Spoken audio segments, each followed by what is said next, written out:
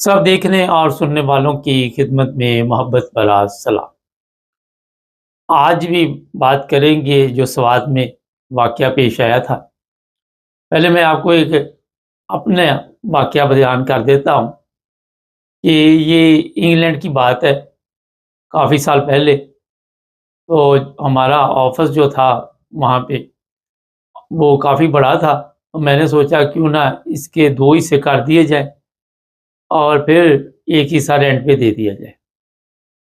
तो कंपनी को बुलाया, कंपनी को कहा जनाब ये यहाँ से एक दरवाज़ा लगा दें बाहर की तरफ, सड़क की तरफ, ताकि 2 दरवाज़े हो जाएँ, अलग-अलग सेपरेट।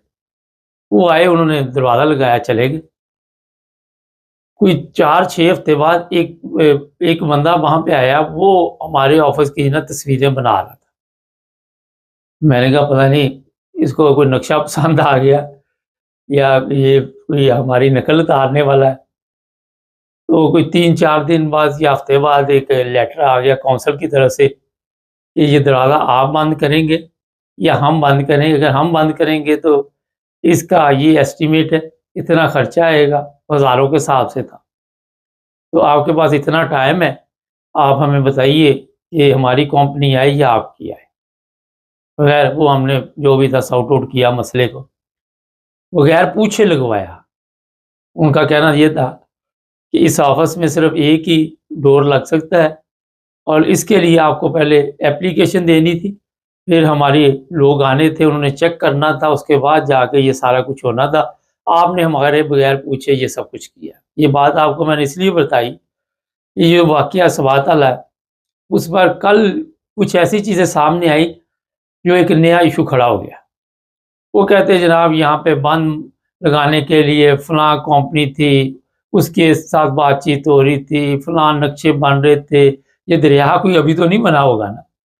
तो ये किस्से कहानियाँ सुना के लोगों को बेवकूफ़ बनाया जा रहा है। और जो सबसे खतरनाक चीज़ है वो अब आपको बताता हूँ कि वहाँ पे लोग जिनके होटल थे, जिनके रेस्टोरेंट थे, वो ज़ीरो पे आ गए। वो कैसे आ गए? जैसे ही ये वाक़या पेश आया, वहाँ की गवर्नमेंट खैबर पख्तूनख्वा की जो है उसको होश आया, उन्होंने बुलडोज़र पकड़े और उनको बगैर इत्तला दिए उनका सारा कुछ मिलिया-मेट कर दिया। वो लोग सड़क पे आ गए, कल उनकी हालत देखने वाली थी, वो कहते कि ये इन लोगों ने हमें बताया क्यों नहीं? यहाँ पे कई सवालात हैं, ये कोई होटल नए नहीं बने थे। आपको याद होगा स्वात में पहले भी सैलाब आया था, बड़े-बड़े होटल बह गए थे। लोगों के पास पैसा होता है, वहाँ पे इनकम अच्छी है, वो नए होटल बना लेते। किससे पूछ के बनाते हैं? ये है सवाल। कौन इनको इजाज़त देता है? कैसे ये होटल वहाँ पे बनते हैं और इसके पीछे क्या कहानी होती है? इसका थोड़ा-सा मैं आपको बता देता हूँ कि काफ़ी रकम दी जाती है उन अदारों को जिनकी ये ज़िम्मेदारी होती है। वो फ़ीसद इनसे पैसे ले लेते हैं। कोई इनके पास रजिस्ट्री नहीं होती, कोई इनके पास पेपरी कार्रवाई नहीं होती, कोई वहाँ पे आके जो सिटी वाले हैं वो ये नहीं चेक करते कि ये यहाँ पे होटल बना रहे हैं, वहाँ पे कोई ख़तरा भी है। कोई वहाँ पे आके ये चेक नहीं करता कि जो लोग यहाँ पे सैर पे आएँगे, उनकी जान यहाँ पे कितनी महफूज़ है। किसी को कोई दिलचस्पी नहीं, सबको इससे दिलचस्पी है कि माल-शाल लगाते रहो। फिर ये जब होटल बन जाते हैं, तो यहीं बात ख़त्म नहीं होती, फिर मंथली उनके पैसे लग जाते हैं। उस अदारे के जो बड़े-बड़े ऑफ़िसर होते हैं, उनको फिर मंथली ये पैसे देते हैं, क्योंकि गैर कानूनी तरीके से गवर्नमेंट की जगह या जिसकी भी जगह दरिया की जगह है, समुंदर की जगह है, उससे कोई दिलचस्पी नहीं। उनको दिलचस्पी होती है कि पैसे दो, तो ये चलता रहेगा। इनके फ्री खाने होते हैं, इनके लिए याशी के वहाँ पे एहतमाम किए जाते हैं, वहाँ पे ये अपना मौज-मस्ती करते हैं ऐसे लोग और वो अपना बिज़नेस चलाते रहते हैं। कल ये होटल के मालकान जो थे, उनकी मैं तस्वीरें भी कुछ बोर्ड पे लगा दूँगा। उनका कहना ये है कि हमारे साथ ये ज़्यादती हुई है, लेकिन पेपर किसी के पास भी नहीं है। कानूनी जो भी इजाज़तनामे ना किसी ने दिए, ना लिए, अब इनको ये होश आया। अगर ये मिसालें आपको इसलिए हम देते हैं, ताकि कुछ सीखना चाहिए। अगर यूरोप की बात करें तो यहाँ पे मामूली सा भी कोई काम आपने करना, उसकी इजाज़त लेनी है। यहाँ पे कोई कब्ज़ा ग्रुप नहीं होता, यहाँ पे कोई ये नहीं होता उसकी जगह पे कब्ज़ा उसने कर लिया, ایک ایک سینٹی میٹر کا یہاں پہ ان کے سسٹم میں جو بھی ہوتا ہے اس کے مطابق یہ چلتے ہیں۔ ہماری طرح عدالتوں میں فراڈ کے کیس نہیں چل رہے ہوتے۔ کل میں دیکھ رہا تھا 63 سال پرانا پراپرٹی کا کیس لاہور ہائی کورٹ نے حل کر دیا۔ وہ سارے مر گئے ہوں گے جنہوں نے کیس کیا ہوگا، اور 63 سال بڑا ٹائم ہوتا ہے، اور بہت بڑا مار کا مارا جی۔ کبھی قتل کا کوئی کیس ہوتا ہے 20 سال بعد یہ حل کر دیا، کبھی 10 سال بعد بندہ مر گیا تھا اب جی حل کر دیا۔ تو یہ ناقص سسٹم جو ہے اس کی طرف توجہ نہیں کوئی دیں گے۔ ہاں، آپ نے اپنی مشہوری کے لیے بورڈ لگانے ہیں، آپ نے نام چینج کرنے ہیں، آپ نے کہیں پہ جانا ہے تو 100، کل میں مریم کا دیکھ رہا تھا، اس نے آنا تھا کہیں پہ، وہ صفائی والے کھڑے تھے، وہ 100 گاڑی اس کے آگے پیچھے، سارا وقت اس پہ لگا رہتا ہے کہ ہماری مشہوری کیسے ہو، ہم شہرت سستی کیسے حاصل کر سکے۔ آج بھی میں دیکھ رہا تھا لوگ یہ کہہ رہے تھے کہ یہ سب جو کچھ بھی یہ کر رہے ہیں یہ سمجھتے کہ اس طرح لوگوں کے دلوں میں جگہ بن جاتی ہے، مگر لوگ ان سے نفرت کرتے ہیں ان کی ان حرکتوں سے، مگر ان کو کوئی فرق نہیں پڑتا۔ کوئی بھی گورنمنٹ ہے پاکستان میں، یہ سندھ آپ دیکھ لیں، خیبر پختونخوا، بلوچستان، پنجاب، یہاں پہ جو قبضہ گروپ ہے وہ اکیلے کام نہیں کر سکتا، وہ باقاعدہ طور پر گورنمنٹ کے ساتھ ملا ہوتا ہے۔ یہاں جو یورپ ہے، میں تھوڑا سا بتا دوں، پچھلے چند دن پہلے میں نے دیکھا کہ جرمنی میں سوئمنگ پول پہ جو لوگ نہانے جاتے ہیں، وہ بچیاں چھوٹی تھی، کچھ لوگوں نے ایسی حرکتیں کی اور فوری طور پر انہوں نے جیسے رپورٹ درج کرائی قوانین حرکت میں آ گئے اور وہ انکوائری شروع ہو گئی۔ نہاتے ہوئے کوئی ایسی چیزیں سامنے آئی اور انہوں نے پھر کہا کہ احتیاط بھی کرو، ساتھ گورنمنٹ نے یہ بھی کہا، ساتھ انہوں نے کہا ہم بھی کارروائی کرتے۔ یہ لوگ جو ہے یہ عوام کے لیے سوچتے ہیں، عوام کی مشکلات کی طرف توجہ دیتے ہیں۔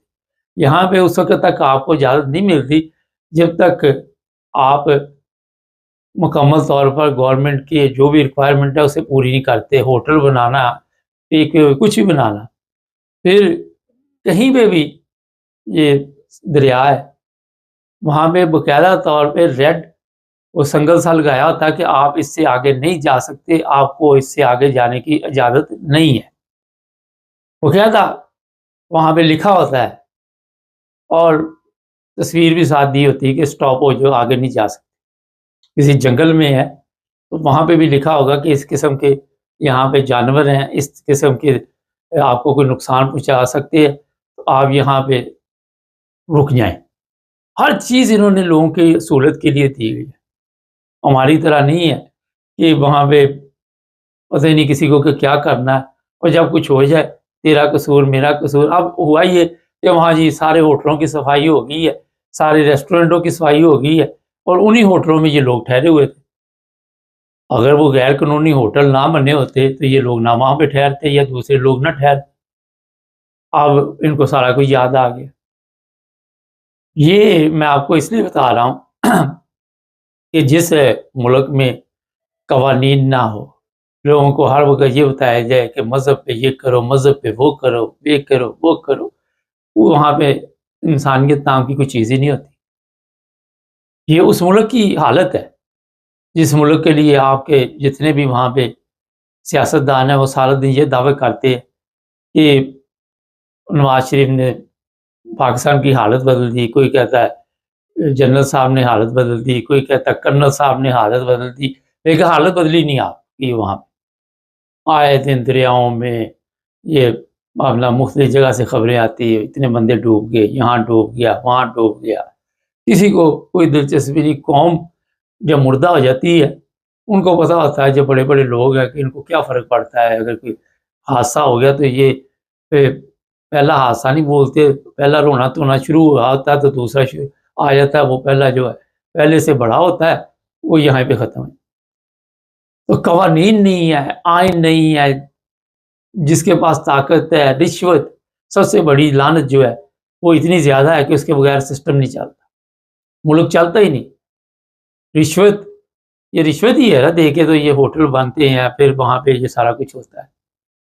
آپ پاکستان کے مختلف جگہ پہ ابھی یہ مریم نے کتنا جی یہ گرا دو گرا دو گرا دو، ایسے پہلے لیتے رہے، بعد میں کہا مٹی ڈالو، اب تھوڑا سا کام کرو، یہ کرو وہ کرو. لوگوں کو اگر سٹارٹ میں آپ کو پتا ہے کہ یہ غیر قانونی بنے ہوئے ہیں تو پھر آپ پہلے کیوں نہیں اس طرح سے جو دیتے. تو یہاں پہ ہمارے جو ادارے ہیں وہاں پہ جب تک حرام خور بیٹھے ہوئے ہیں اس وقت تک یہی حالات رہیں گے. اب یہ کہتے ہیں جی کروڑوں کا ہمارا نقصان ہو گیا کیونکہ ہمارے ہوٹل وہاں سے گرائے جا رہے ہیں، صفائی کر دی گئی ہے. تو بات پہ بتانے کا مقصد ہے بنیاد ہی جس چیز کی آپ نے غلط رکھی ہے وہاں پہ آپ کو اجازت ہی نہیں ہے، آپ نے وہاں پہ 2 نمبری کی ہے. وہاں پہ پھر آپ ظاہر ہے جب بھی کوئی ایسا واقعہ آئے گا تو وقتی تو سب کی آئے گی.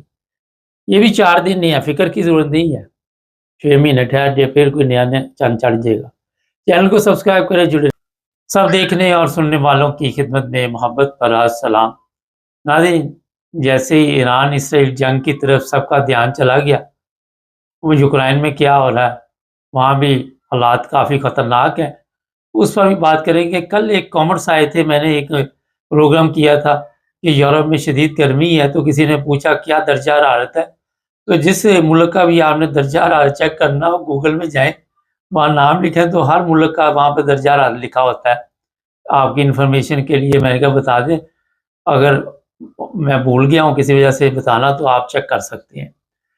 ہمارے ساتھ عبدالقیوم صاحب ہیں، ان سے پوچھیں گے سر یہ تو روس بڑے خطرناک حملے کر رہا ہے، وہ بتایا جا رہا ہے کہ یوکرائن دن بدن کمزور ہوتا جا رہا ہے، آنے والے دنوں میں کیا دیکھ رہے ہیں آپ؟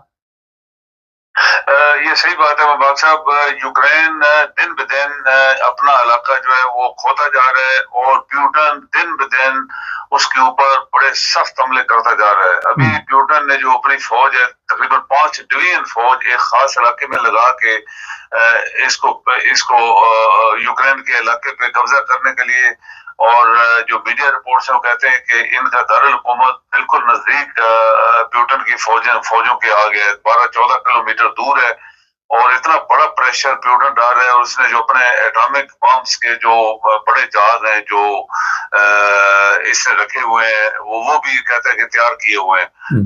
بلکہ آج وہ میڈیا میں بتا رہے تھے کہ وہ کس طرح اٹیک انہوں نے پہلے کہیں کیے تھے اور آج پھر وہ کرنے کے لیے تیار ہے. اس میں وقت اب دیکھیں یورپ بے شک مدد کر رہا ہے، لیکن جرمنی جو ہے وہ ابھی کچھ سامنے آتا جا رہا ہے اور پیوٹن نے اس کو دھمکی ماری ہے. بلکہ پیوٹن نے جرمنی کے اندر وہ سٹاک جو یورپ سارے سے یا برطانیہ سے کہیں سے بھی باہر سے اسلحہ آ رہا تھا اور وہ یوکرین کی مدد کے لیے، وہ پیوٹن نے اٹیک کر کے اس کو تباہ کیا ہے. یہ ایک بہت بڑی ایک نئی چیز کریٹ ہوئی ہے، اور اس نے جرمنی کو خاص کر دھمکی دی ہے کہ تم بعد آ جاؤ. اور یہ جو بمبرز ہیں یہ دکھائے ہیں صرف اس لیے کہ وہ کہتے ہیں کہ کسی بھی ٹائم اگر کسی ملک نے کوئی ایسی حرکت کی تو پاسبلی پیوٹن کوئی بڑا اٹیک کر سکتا ہے. بڑے اٹیک کا مطلب وہ بمبر دکھا رہے تھے جو نیوکلیر بم لے کے جاتے ہیں. تو یہ بندہ جو ہے مبارک صاحب آپ دیکھیں، یہ اس کو ڈونلڈ ٹرمپ نے کتنی اس کی بےزتی کی، یہ بندہ باز نہیں آیا. پھر پیوٹن اس کو مارتا جا رہا ہے دن بدن، یہ بندہ باز نہیں آ رہا. تو وہ کہتے ہیں کہ آخر امریکہ پیس چاہتا ہے، رشیا بھی کہتا ہے ٹھیک ہے میں امریکن پریزیڈنٹ 2 سپر پاورز کے درمیان جو معاہدہ ہوگا پیوٹن نے بولا میں ایکسپٹ کروں گا. لیکن اس بندے کو کون ہے جو پش کرتا جا رہا ہے کہ نہیں تم نہیں چھوڑنا، لگے رہو. یہ بڑی حیرانگی کی بات ہے کہ نقصان یوکرین کا ہو رہا ہے، 2 پاورز امن قائم کرنا چاہتی ہیں لیکن یہ بندہ باز نہیں آ رہا. تو آج بھی جو لیٹسٹ سچویشن ہے اس میں یہی ہے کہ پیوٹن اس کے اوپر اتنی ہیوی بمباری کر رہے ہیں وہ اس کو، اور گنوں سے اور راکٹ سے اور ڈرون سے اور میزائلوں سے مارتا جا رہا ہے کہ اس کا اوسر ٹوٹ جائے. اس کا بچہ تو کچھ بھی نہیں ہے، لیکن یہ بندہ شاید پورا ملک گنوانا چاہتا ہے. وہ کہتے ہیں پیوٹن بہت نزدیک ایک بڑی علاقے پہ جب قبضہ کرے گا تو پھر شاید یہ سرنڈر کرے.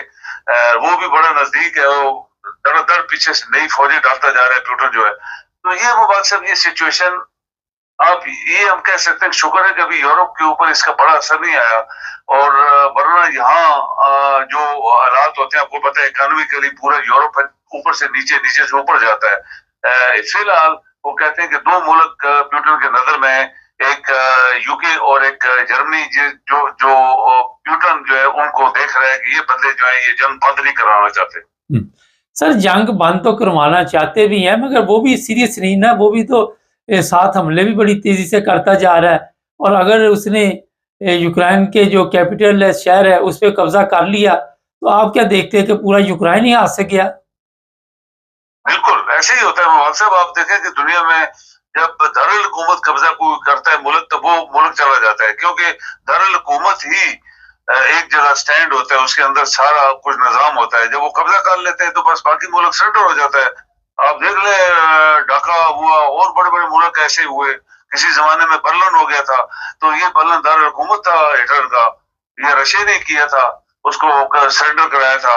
رشیا پہلا ملک تھا جس نے برلن پہ قبضہ کیا تھا اور آخر دم تک وہ ڈٹا رہا وہاں پہ، پھر جب ادھر ادھر چھوڑا انہوں نے تو چھوڑ دیا۔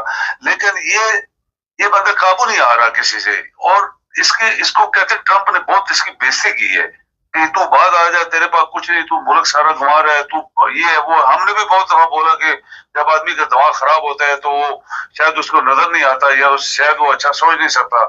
لیکن ابھی جو پیوٹن نے اگریسو لی ہوا ہے کہ وہ اس کے دارالحکومت قبضہ کر کے اس کو سرنڈر کروانا چاہتا ہے۔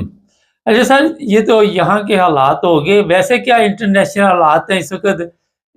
جو غزہ کا معاملہ اس کے بارے میں تھوڑا سا اپڈیٹ بتائیں ہمارے دیکھنے والوں کو، کیونکہ وہ بھی جنگ بندی کرنے چاہتے ہیں مگر کچھ گروپ ایسے ہیں وہ چاہتے ہیں کہ جنگ چلتی رہے، اور وہ بھی اسرائیل کے اوپر راکٹوں سے ڈرونوں سے حملہ کر دیتے ہیں۔ اکثر یہ بدبختی ہے بہت بڑی میرے خیال میں کہ اگر دیانتداری سے سوچا جائے تو اسرائیل نے شروع میں اسرائیل نے ویسے تو ان کے ملینز لوگ مارے ہیں، یہ آپ کو پتہ ہی ہے، علاقہ قبضہ کیا، دنیا ماری، کچھ چھوڑا نہیں اس کا۔ لیکن یہ جو عرب کے لوگ ہیں، یہ جو غزہ کے ہیں یا فلسطین کے، ایک حصہ فلسطین کا جو ویسٹ جس کو کہتے ہیں وہ علاقہ جو ہے فلسطین، وہ ٹھیک ٹھاک بیٹھے ہوئے ہیں، ان کو پرواہ بھی نہیں ہے۔ یہ غزہ جو ہے ادھر حماس والے بیٹھے ہوئے ہیں، وہ پورا حماس جو وہ غزہ تباہ ہو گیا، اسرائیل نے ان کے کھنڈرات کے اوپر پھر مارا، کھنڈراتوں کے اوپر کھنڈرات بنا دیے، وہ بعد نہیں آ رہے، کہاں سے نکل آتے ہیں، پھر کوئی ایک آدھ میزائل مار دیتے ہیں، پھر وہ آ کے ان کو مار رہا ہے۔ آپ نے دیکھے کتنی دنیا تباہ ہوئی، وہاں پہ کچھ بچا نہیں، پھر بھی وہ لوگ بعد نہیں آ رہے۔ یہ کس کا دماغ خراب ہے؟ زمانہ ایک تھا کہ جب اسرائیل ان کو سب کچھ دے دیا تھا، اگر عقل مند ہوتے تو اس وقت سب کچھ لے لیتے، پھر بعد میں امن قائم ہو جاتا، سب کچھ ہو جاتا۔ لیکن انہوں نے اسرائیل کو مار کے پھر وہی کام کیا، تو اسرائیل نے پھر ان کو اتنا مارا ہے۔ ابھی لیکن اسرائیل بعد نہیں آ رہا، اس کو بار بار کہتے ہیں کہ ٹرمپ نے گالیاں دی ہیں، یہ لوگ کہتے ہیں کہ ٹرمپ نے اس وزیر اعظم کو گالیاں بھی دی ہیں اسرائیل کو کہ تم اس قسم کا انسان ہے کہ تو بعد نہیں آ رہا۔ کچھ بھی نہیں چھوڑا انہوں نے، وہاں اسپتال تھے، اسکول تھے، لوگ تھے، بلڈنگ تھی، سڑکیں تھیں، پل تھے، کچھ نہیں ہے وہ غزہ میں۔ اور پھر بھی کہیں سے وہ نکل آ کے پھر ایک آدھ میزائل مارتے ہیں، پھر اسرائیل پھر ان کو مارتا ہے۔ تو یہ آپ کے جو مسلمان ملک ہے، سب سے بڑا لوگوں نے ایک کوشچن کیا، یہ جو مسلمان مردہ قوم ہے، یہ مردہ جو 56 نام لکھتے ہیں، یہ جعلی اور فیک اور مردہ لوگ ہیں، انہوں نے تو پیسے کا کام نہیں کیا۔ یورپ پھر کوئی نہ کوئی چیزیں مارتا ہے، بند کرو، یہ کرو، وہ کرو، وہاں پہ مدد بھیجو، تو مسلمان تو خاموشی سے بیٹھے اپنے پکنک منا رہے ہیں جناب، فیسٹ چل رہے ہو، خوش باش جناب، رات دن اپنے اپنے ملکوں میں یاشے کر رہے، گانے گا رہے۔ آپ ان کے چینل دیکھیں، ان کو پتہ ہی نہیں ہے کہ کسی جگہ مسلمانوں کا قتل و غارت ہو رہی ہے، خون بہایا جا رہا ہے۔ یہ یورپین لوگوں نے پوائنٹ آؤٹ کیا ہے کہ ہم تو انسانیت کے اوپر کام کرتے ہیں، ہمیں مذہب سے تعلق نہیں ہے، لیکن جو مسلمان بنے ہوئے ہیں جو 56 57 کا نام لیتے ہیں، وہ کدھر گئے ہوئے ہیں دنیا سے؟ یہ ایک کوشچن مارک ایک یورپین اخبار نے دی ہے۔ اچھا سر، یہ بتائیے کہ آنے والے دنوں میں اسرائیل کو عرب کنٹریاں جو ہے تسلیم کر رہی ہیں، آپ دیکھ رہے ہیں کہ اس کے بغیر کوئی چارہ نہیں ہے؟ ان کا بگڑا کچھ بھی نہیں ہے مبارک صاحب، مبارک مار تو کھائی ہے غزہ والوں نے، دوسرا فلسطین کے حصہ وہ بھی آرام سے بیٹھے بزنس کر رہے ہیں، کھا پی رہے ہیں۔ یہ مسلمانوں کا تو کچھ بھی نہیں بنا، یہ تو آرام سے عیش کر رہے ہیں۔ ان کا تو ایک پیر وہ ہم تمہارے ساتھ کھڑے، جو ہمارے منافق ہے لیڈر، وہ بڑا منافق جو ہے، سب سے بڑے منافق اگر مسلمانوں میں کوئی ملک ہے وہ پاکستان ہے۔ یہ ہم تمہارے ساتھ ہیں، بھائی تم نے کیا کیا؟ بھائی ہم تمہارے ساتھ ہیں۔ ایران کو کہتے ہیں ہم تمہارے ساتھ ہیں، ادھر فرانس کو کہتے ہیں ہم تمہارے ساتھ ہیں، غزہ والوں کو ہم تمہارے ساتھ ہیں۔ تو یہ تو منافق پونا دنیا کا حرام خور، چونکہ وہ فراڈی قاتل حرام خور لوگ ہیں، انہوں نے حکومت قبضی کی ہوئی ہے، لوگوں کو دبایا ہوا ہے، اور ان کے ساتھ ایک chief of army staff jelly بنے اور فیلڈ مارشل ایسے ہی بن گئے، دبا کے بیٹھا ہوا ہے. تو کوئی کسی نہ کسی دن تو یہ دھماکہ ہوگا نا مبارک صاحب. اس کو کہتے ہیں کہ کسی نہ کسی دن عوام پھٹتی ہے. لیکن یہ پاکستانی قوم جو کہ مردہ قوم ہے، یہ پتہ نہیں کتنے سال لگائے گی پھٹنے میں. لیکن یہ آپ دیکھیں کہ یہ جو امن ہے غزہ میں، ابھی ٹرمپ نے بہت پریشر ڈالا ہے اس کے اوپر، بند کرو، معاہدہ کرو. اگر یہ معاہدہ ہو جاتا ہے تو اس میں شاید یہ ان کا جو بلڈ اپ ہے، کہتے ہیں 50 سال لگیں گے دوبارہ بنے گا.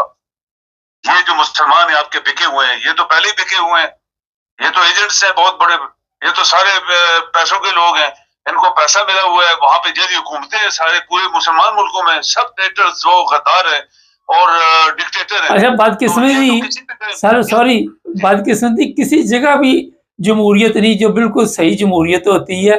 میرا کوئی ایک آدھا ملک ہی ہوگا اسلامی، یا 2-4 ہوں گے. اب دیکھیں دنیا میں تبصرہ کیا گیا مبارک صاحب، کچھ لوگوں نے بڑے ریئلٹی پہ تبصرہ کیا. ان کا 57 ملک میں 56 کو نکال دو. ایک ملک ایران تھا جس کو ہم شیعہ کہتے ہیں، ہم کہتے ہیں شیعہ ہیں، مثلا ہم تو نہیں کہتے لیکن لوگ کہتے ہیں، تو وہ شیعہ ہیں. تو انہوں نے مسلمانوں کا ایک غیرت ان کے اندر تھی. انہوں نے اسرائیل کے ساتھ اچھا خاصا مقابلہ کیا، اکیلے کیا، کسی نے ان کی مدد نہیں کی. اور اسرائیل نے بھی سبق کا موز ہسٹری بنائی، ان کو بھی ایک سبق ملا ایک ایسے ملک سے جس کو وہ ایکسپیکٹ نہیں کر رہے تھے. انہوں نے اپنا سارا وہ سب کچھ بچا بھی لیے. وہ کہتے ہیں ایٹم بم شم سب انہوں نے بچا لیے. اور ٹرمپ کو بہت بڑا دھچکا لگا ہے کہ یہ تو ہمارا اتنا بڑا نقصان ہو گیا، بےزتی ہو گئی ہے. تو وہ کہتے ہیں 56 نکال دو اسلامی ملک سے تو آج دنیا میں صرف ایک اگر مسلمان ملک ہے تو صرف ایران ہے. بہت شکریہ سر. ناظرین، اسرائیلی جو ہیں وہ جو ملک چھوڑ کے آئے تھے، انہوں نے اب واپس جانے سے بھی انکار کر دیا. بڑی تعداد میں ان کے اندر خوف پیدا ہو گیا ہے، وہ ڈر گئے ہیں. وہ کوشش کر رہے ہیں کہ مختلف ممالک میں جا کے اپنی زندگی گزاریں، کیونکہ یہ امیر پیسہ پوسا ان کے پاس ہے، کوئی اتنا بڑا ایشو نہیں ہے. اسرائیلیوں کو تمام یورپین ممالک کو، امریکہ ہو، وہ فوری طور پر سیٹ کر دیتا ہے. ان کے لیے اتنا بڑا مسئلہ نہیں ہے. یہ ہماری طرح نہیں ہے کہ اشتہار چلانے پڑتے ہیں کہ اتنے ملکوں کے ویزے کھل گئے ہیں. فرانس نے امیگریشن کھول دی ہے، اسپین نے امیگریشن کھول دی ہے، اٹلی نے کھول دی ہے. تو یہ کیونکہ پوری دنیا پہ حکومت کرتے ہیں، اب خوف ان میں اتنا پیدا کر دیا ایران نے کہ وہ کہتے ہیں جی اسرائیل بھی نہیں جانا. ان کو پتا ہے کہ دوبارہ یہ پنگا ختم نہیں ہونا، اور ایران نے اگر دوبارہ کوئی حملہ کر دیا جو بچ کے نکل آئے ہیں، اب وہ تو وہاں جانی نقصان نہیں ہوا، مگر بلڈنگیں بنانی یہ سارا کچھ تو کافی لمبا لپڑا ہے. یہ تو بہتر ہے کہ ٹھکانے اور ڈھونڈو کسی ایسے ملک میں جہاں پرسکون زندگی گزارے. دہشت ذہنی طور پہ اتنی پیدا ہوگی.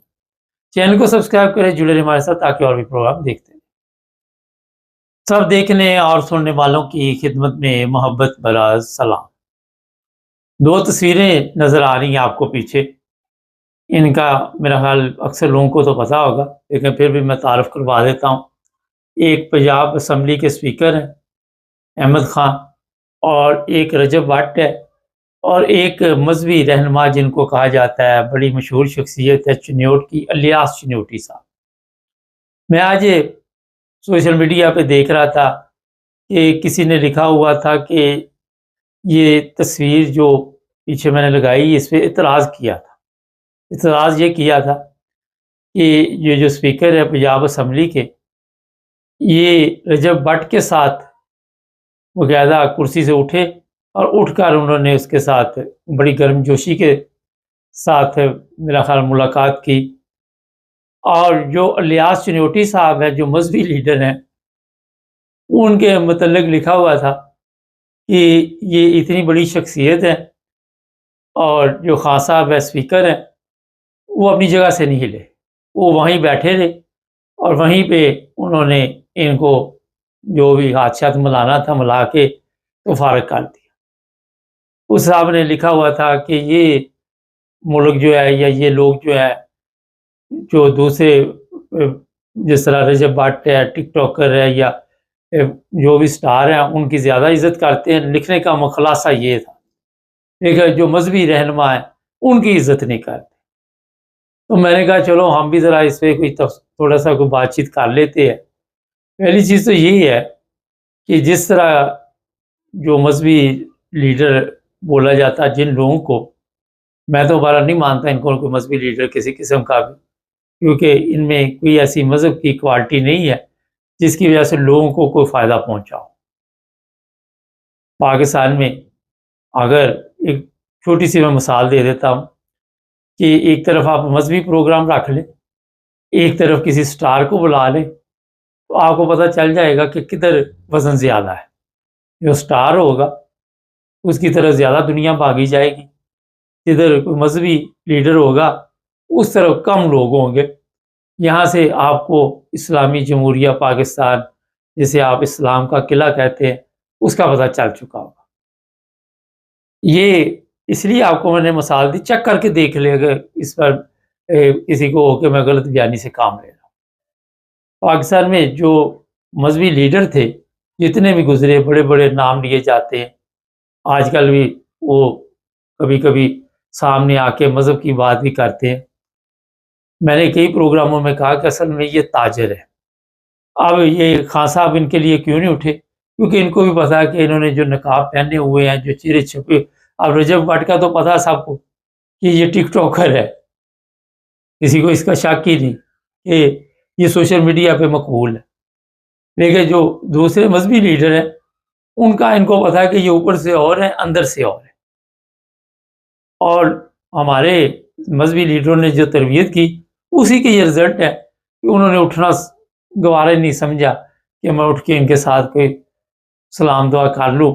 ویسے اخلاقی طور پہ میں خان صاحب کی بات جو ہے، جو یہ آپ کے پنجاب کے اسپیکر ہے، میں ان کو بھی ناپسند کرتا ہوں کیونکہ یہ بھی مکمل جھوٹ اور فریب کی ایک دنیا ہے اور ان کے اندر بھی کوئی سچائی کی زندگی نہیں ہے.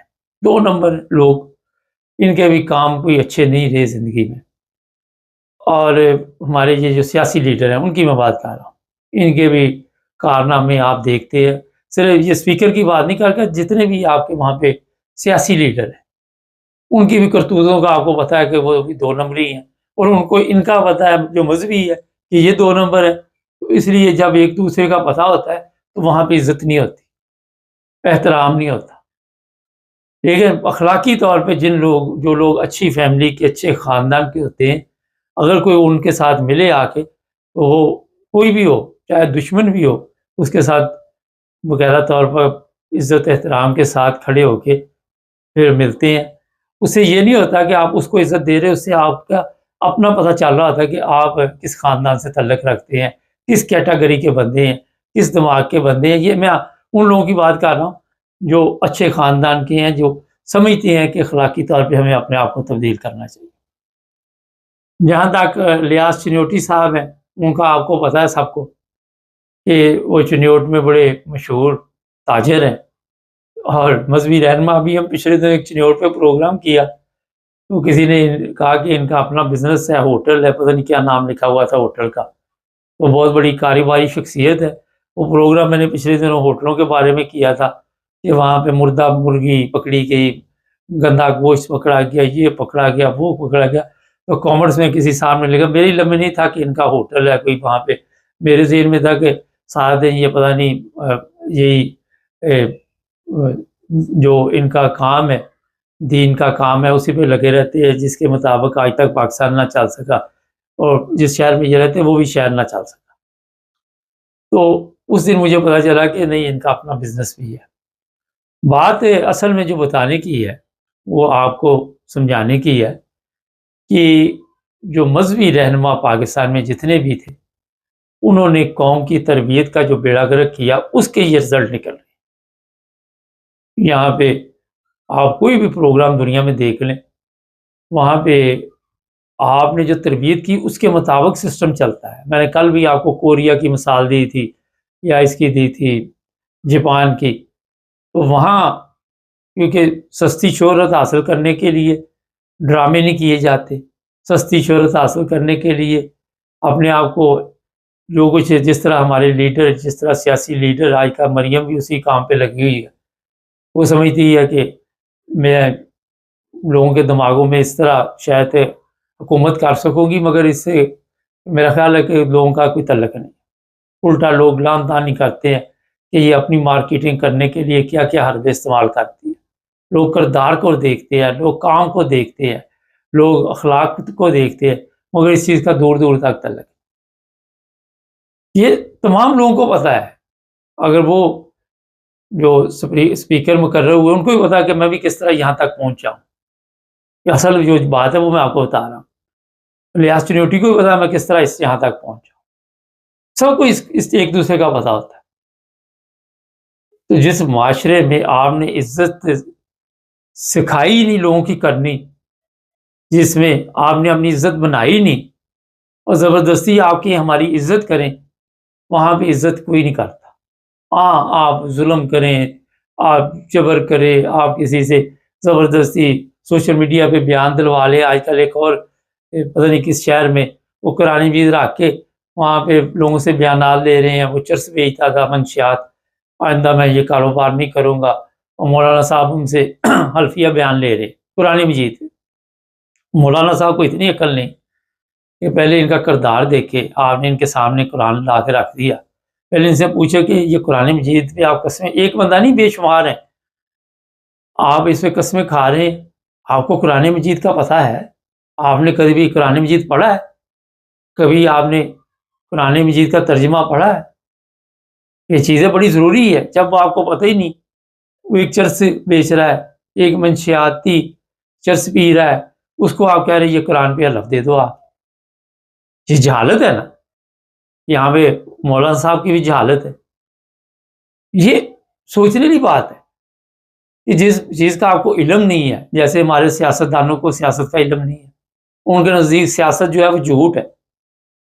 علماء کے یہ نہیں پتا کہ اسلام کیا ہے، ان کے نزدیک یہ ہے کہ یہ ایک تجارت ہے، اس کو جتنے اچھے رنگ سے ہم پیش کریں وہ کر سکتے ہیں۔ میں آج ایک ویڈیو دیکھ رہا تھا، میں اتنا میرا دل خراب ہوا۔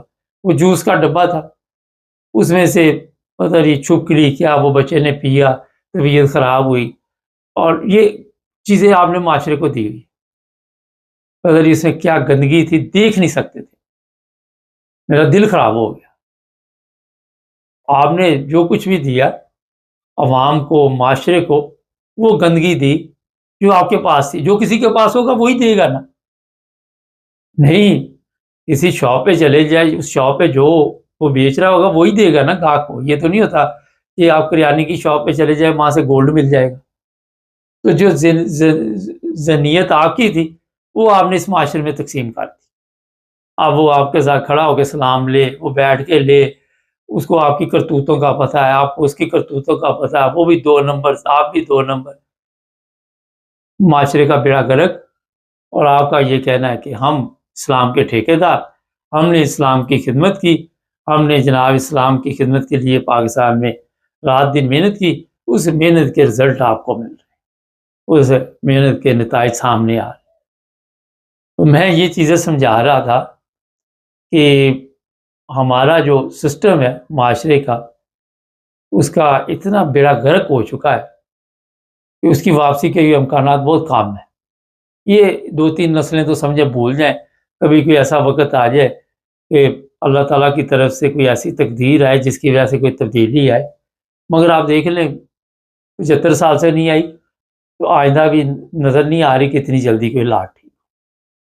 صرف مقصد آپ کو بتانے کا یہ تھا کہ عزت اللہ تعالیٰ دیتا ہے، لیکن ان لوگوں کو جنہوں نے اپنا کردار اچھا رکھا ہو، جنہوں نے ایمانداری کے ساتھ زندگی گزاری، دیانتداری کے ساتھ خدمت کی ہو، چاہے وہ مذہبی ہے یا سیاسی ہے۔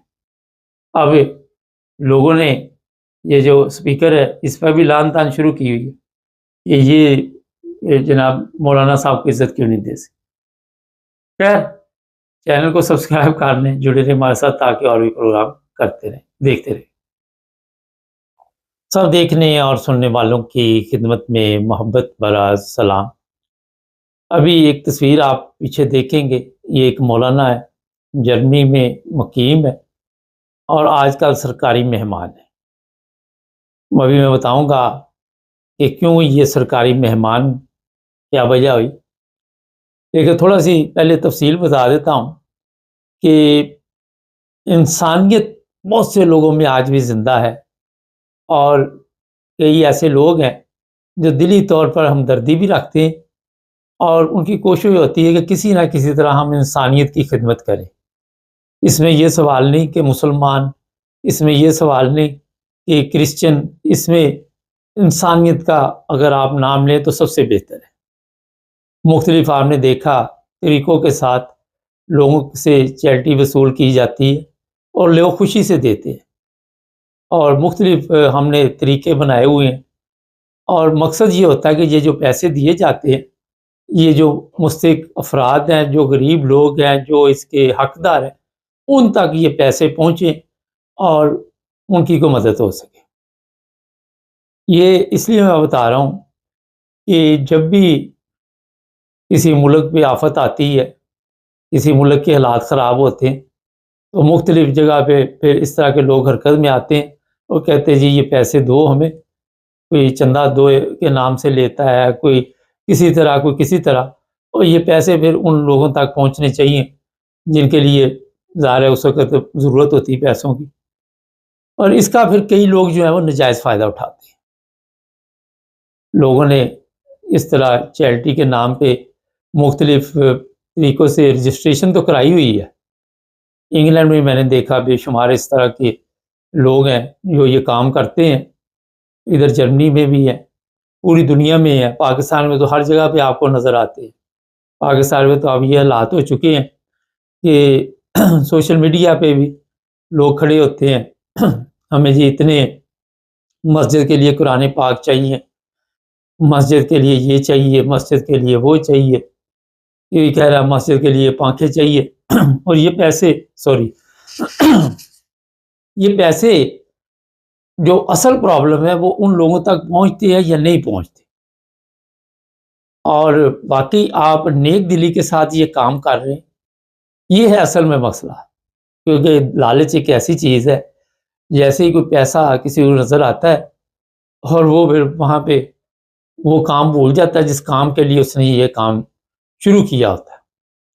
ان صاحب نے جی یہاں پہ باقاعدہ طور پر یہ صاحب کی میں بات کر رہا ہوں، یہ مولانا صاحب ہیں، انہوں نے ایک چیریٹی کے نام پہ لوگوں سے رقم لینے کا سلسلہ شروع کیا جرمنی میں، اور پھر باقاعدہ طور پہ یہ بڑے ماسٹر ہوتے ہیں کہانی شہانی سنانے میں، یہ زیادہ آپ کو آخرت کی کہانیاں سنائیں گے، وہاں پہ آپ کو ایسے ایسے ڈراؤنے خواب دکھائیں گے کہ آپ کا دل جو ہے وہ نرم ہو جائے گا، اور پھر مثالیں دیں گے۔ یہ کوئی عام بندے کی بات نہیں ہے، اس کے لیے کہانی سنانی پڑتی ہے۔ بغیر کہانی کے کوئی پیسے نہیں نکالتا، وہ بہت کم لوگ ہوتے ہیں جن کے دل میں رحم ہوتا ہے اور نکال دیتے ہیں۔ زیادہ یہی ہوتا ہے کہ آپ کو کوئی نہ کوئی ایسا گر ہونا چاہیے، یہ ہر آدمی نہیں کر سکتا۔ پیسے کسی سے اللہ کے نام پہ لینے بھی بڑا گر ہے۔ وہاں پاکستان میں دیکھے جو فقیر ہوتے ہیں وہ سب نکلتے ہیں باہر، مرد آڑی اسی کی لگتی ہے جس کا ذرا طریقہ واردات جو ہوتا ہے وہ ایسا ہوتا ہے کہ اگلے کے دل کو نرم کرنا ہے، اگلے کے دل کے اندر خوف خدا ڈالنا ہے، اور اگلے کے دل کو آپ نے دنیا سے آخرت پہ لے کے جانا ہے، اس کو آخرت کی ایک کیمرے میں ایسی اس کو فلم دکھانی ہے کہ اس نے پھر آٹومیٹک آپ کی جیب خالی کرنی ہے۔ مگر یہ سب نہیں ہے، بہت سارے ایسے ہیں جو اس پر رات دن کام کرتے۔ عیدی صاحب تھے، آپ نے دیکھے، انہوں نے اپنے اوپر پیسہ خرچ نہیں کیا، مگر جو بھی پیسے آج بھی آپ سب کو پتا ہے کہ لوگوں پہ خرچ ہوتے ہیں، کسی کی میت ہو، کوئی کفن دفن ہو، بچے پڑھانے ہو، بڑی لمبی داستان ہے، لیکن ابھی اس مولانا صاحب کی بات سنا۔ انہوں نے جی لوگوں سے پیسے کھینچے، اور کس نام پہ؟ غزہ۔ بتایا گیا کہ یہ پیسے وہاں پہ جائیں گے، ان لوگوں تک پہنچیں گے، وہ کھانا کھائیں گے، اللہ تعالیٰ خوش ہوگا۔ اور پھر یہ پیسے لینے کے بعد انہوں نے کیا کام ڈالا، انہوں نے مہنگی گاڑیاں خریدی، اور جو زبردست قسم کی رولیکس گھڑیاں ہوتی ہیں अच्छे वाली, वो 4 घड़ियाँ इनसे बरामद हुई। जर्मन पुलिस ने जब इनकी इंक्वायरी की, अच्छा लोग समझते हैं कि जर्मनी में आप चैरिटी, चंदा-मंदा जैसे मर्ज़ी इकट्ठा करते रहो, कोई पूछने वाला नहीं। यहाँ भी हिसाब देना पड़ता है कि ये कहाँ पे खर्च हुआ है। इंग्लैंड में भी इसका मतलब ये नहीं कि कंपनी बना ली तो बाद में वो अलहदा बात है कि डंडी प्रोग्राम चलता है कि अपने ऊपर ज़्यादा खर्च करते हैं, तो जिसको पहुँचना होता है वो कम। मैं एक बात शायद पहले भी सुना चुका हूँ। एक दफ़ा एक लड़की थी कराची की, तो वो मेरे इंग्लैंड ऑफ़िस में आई, तो उसको कोई ज़रूरत थी, कुछ पेपर वग़ैरह के बारे में इन्फॉर्मेशन लेनी थी। तो मैंने कहा, "क्या करती हो आप?"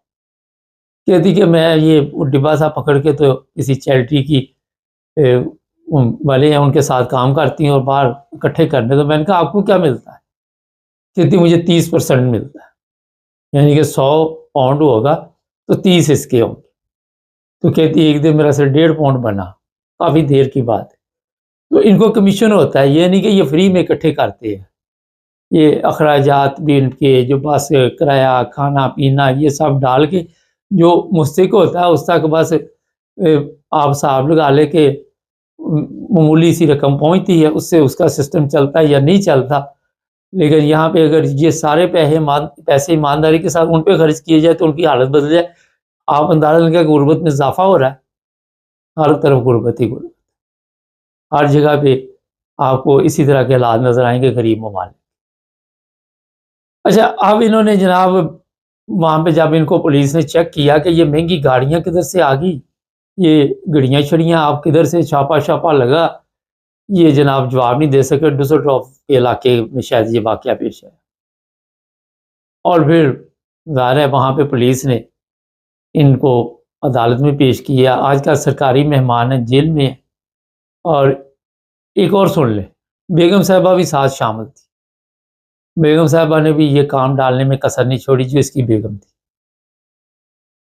और इन लोगों ने गरीबों के नाम पे पैसे लेके जो उन तक नहीं पहुँचे, उससे अपनी अय्याशी शुरू कर दी। हालाँकि जर्मनी में अगर ये नॉर्मल सादा लोग कोई ज़िंदगी गुज़ारनी चाहे और उन लोगों की तरफ देखे जिनके पास 2 वक़्त की रोटी नहीं, तो मेरा शुक्र करके बेहतरीन यहाँ पे ज़िंदगी गुज़ार सकता।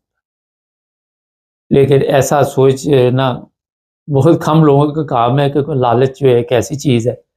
और ये इस तरह गरीबों के नाम पे पैसा इकट्ठा करके बेशुमार ऐसे लोग हैं। पाकिस्तान में तो आपको आम मिलते हैं, वो बेनज़ीर भी इनकम सपोर्ट जो मिलती है उसमें से 500 की डंडी मारते हैं। जिसने देने 500 वो रख लेता है। अगर 10,000 बंदे को दिया तो 500 की उसकी दिहाड़ी है। दिहाड़ी नहीं, फ़ी बंदा। तो शाम को खुद देखे कितना उसका बनता है। वो फिर बड़े-बड़े वज़ीरों, मशीरों, उनकी बेगमात की शॉपिंग के लिए जाते हैं।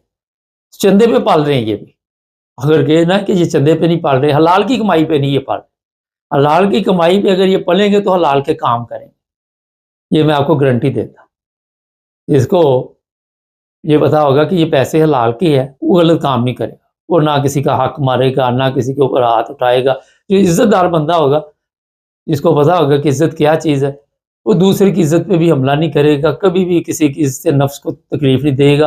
पाकिस्तान में तो आपको पता है वो साबुन की टिकिया देने पे भी तस्वीरें बन रही होती हैं, गटर पे ढकना देने पे भी तस्वीरें बन रही होती है।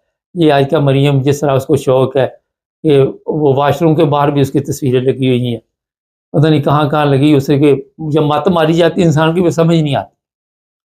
अब इसको जेल में कितनी देर रहना पड़ेगा, ये अदालत देखेगी कि इसने कितना फ्रॉड किया है, कितने लोगों से पैसे लिए।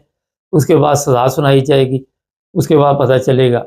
लेकिन जो असल बात मैं आपको बताने वाला हूँ, जब इस तरह के केस सामने आते हैं, तो इससे गरीब के लिए मुश्किल पैदा होती है। लोग इत्मीनान नहीं करते किसी पे, लोग भरोसा नहीं करते।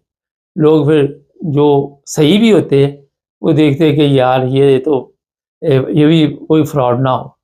तो फिर लोग कहते हैं रहने देते। अब हर गरीब के पास आप भी नहीं पहुँच सकते, लेकिन कोशिश अगर करें तो पहुँच भी सकते हैं। ऐसे भी इदारे यहाँ पे बने हुए हैं पूरी दुनिया में, जो रकम वहाँ तक पहुँचती है। ये नहीं मैं कहता नहीं है, अच्छे-अच्छे लोग भी हैं।